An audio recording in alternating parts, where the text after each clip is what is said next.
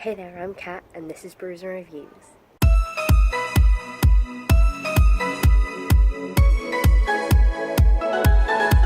So, I'm still sick. Still better than I was, but still sick. So the next book that I've read on my holiday, the 5th book that I've finished this holiday, might I add, I'm quite impressed with myself. I've only been here 5 days, so this is, going quite well for me. So the 5th book that I've read on this holiday is called The Survival Game by Nikki Singer. So I actually got this one off NetGalley and then didn't read it in time, and I feel terrible about it, but now I've read it, so that's something. Sorry if I just moved, the camera fell over and I dropped it.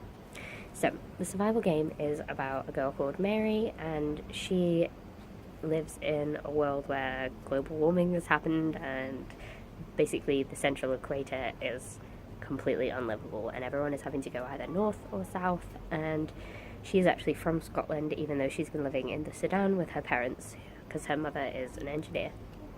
So basically, it's her journey to Scotland, and it starts off with her in England, and so she can reminisce about all the things that have happened, all the nasty things that have happened in her past, and on the way she encounters a boy, and he doesn't speak. Like, as soon as she meets the boy, the guy that he's with just dies, so she's kind of left with this 5-year-old boy, and at first she's like, no, go away, you're gonna die, go away.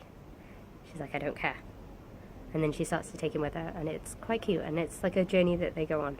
I said that it's quite cute, but it's really not a cute book. It's not a very pleasant book. It has a very large commentary on refugees and sort of countries and borders and passports and that sort of thing, and how that's all regulated, and people being put in camps while they wait to see if they can get their visa and things like that. And it's not a very nice book, but it's an interesting commentary, I will say that. Now, the narrator of this book I found at first extremely unlikable. I was like, oh, what is this girl? Like, she's literally horrible, and she thinks in this really weird way.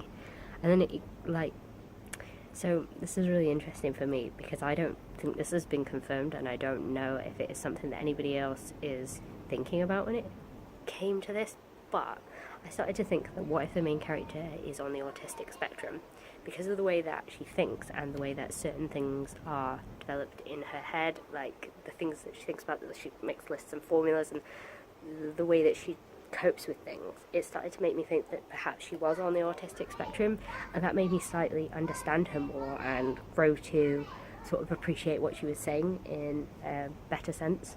I feel like if you take this book as if the character is autistic, which I don't generally know if she is or not, but I kind of prefer to think of it that way, because actually it sort of sounds, I know this sounds weird to say, but the book is better if that's what the intent was.